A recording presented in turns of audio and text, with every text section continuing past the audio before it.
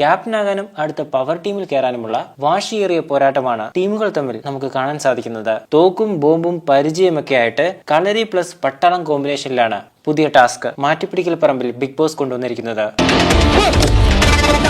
അതാരാണ് ആ മഞ്ഞ ബോംബ് എറിഞ്ഞത്? എന്താ ഉന്നം?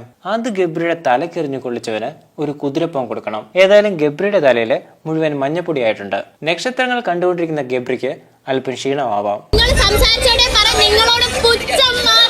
ടാസ്കിനിടയിലും പുച്ഛിച്ച് സംസാരിക്കാൻ നോറയ്ക്കല്ലാതെ മറ്റാർക്കും കഴിയില്ല. ഈ സംസാരിക്കുന്ന സ്പോട്ടിൽ എറിഞ്ഞു വീഴ്ത്താൻ ശ്രമിക്കണം. അല്ലാതെ നോറയുടെ പ്രസംഗവും കേട്ട് കുരുപൊട്ടിയിരിക്കരുത്. ഗബ്രി, നിങ്ങളുടെ ആവേശം നമ്മൾ കുറെ കണ്ടതാണ്.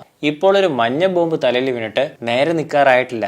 അതിനു മുമ്പെയാണ് വീരവാദവും വെല്ലുവിളിയും ഒക്കെ.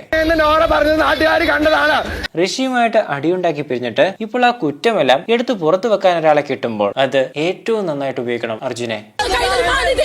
ഇത് ജിൻഡോയോട് പറയുന്ന ഡയലോഗ് പോലെയാണ് തോന്നിയിട്ടുള്ളത്. മാന്യതയില്ലാത്തവൻ, ഫിസിക്കലി ടാർഗറ്റ് ചെയ്യുന്നവൻ, അങ്ങനെ എത്ര പേരുകളാണ് ജിൻഡോയ്ക്കുള്ളത്. എന്ത് തേങ്ങയാണ് ഈ ശരണിയൊക്കെ പറയുന്നത്? വല്ല കൊറിയൻ ഭാഷയുമാണോ? ആരേലും ഒരാള് പറയും. ആ, ജാസ്മിൻ പറഞ്ഞതാണ് ശരി.